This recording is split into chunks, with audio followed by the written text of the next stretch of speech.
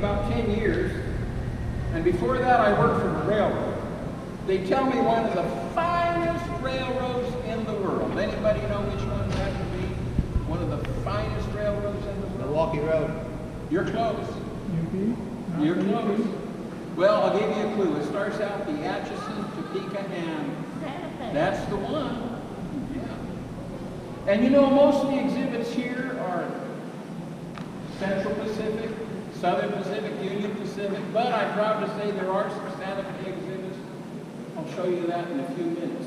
Central Pacific built the very first transcontinental railroad in the 1860s, and my railroad, the Santa Fe, built the second one into Southern California in the 1880s. I'm also a veteran. Any other veterans today? Thank you for your service. How about anyone with veterans in the family? That's just about everybody. Well, I'm a veteran too, but I didn't realize how much a veteran I was. I was given tours here last November on Veterans Day, and after one of the tours, a young lady about this high, she wanted to know if I was a Civil War veteran.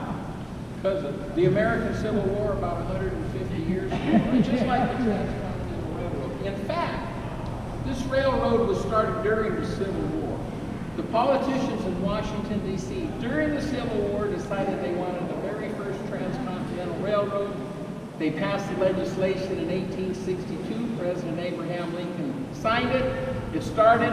Most experts thought that this was a fiasco, it would be impossible. And those that did think it possible would think 10 or 20 years. You know how long it actually took? It was only 6 years to build this railroad. It was an amazing story. So first off, this locomotive you see here, it's the oldest one in the museum from 1862. The only thing going on in California back then was fishing, farming, and hunting. That's it. No manufacturing of any kind. So like most engines, this was built on the East Coast, but this one was specifically for California, and they had a problem.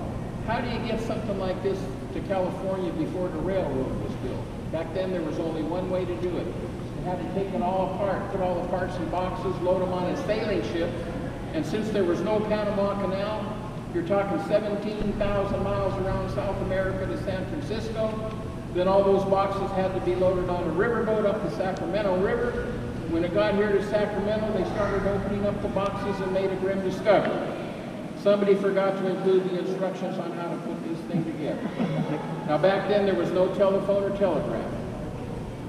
They would have had to put a letter on one sailing ship and hopefully get a reply on another sailing ship in a year or two, depending on the weather.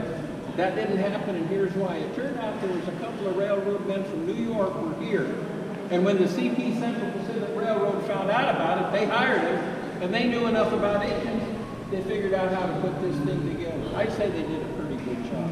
You know what they called these engines back then? Iron horses. And they didn't go much faster than a horse, maybe 20 miles an hour.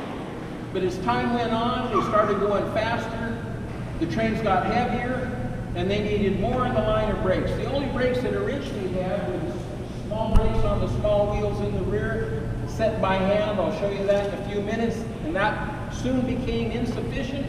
So a famous inventor came to the rescue. Has anybody heard of George Westinghouse? His most famous invention, automatic washers and dryers.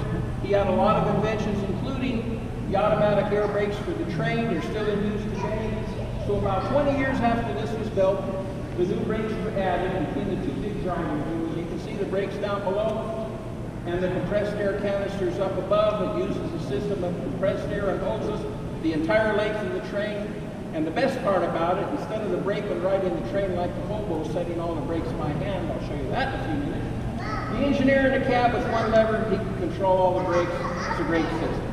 Now the first big problem they encountered building east out of Sacramento was snow up here in the California mountains, also known as the Sierra Nevada mountains. That's why you see a snow shed over there.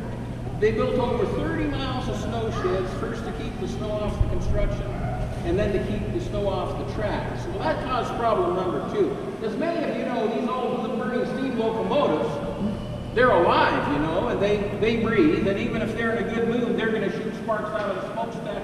Would have burned those sheds down as fast as they built them. So how did they solve that problem? If you look up front, the first thing you'll see is a black box. That's the headlight.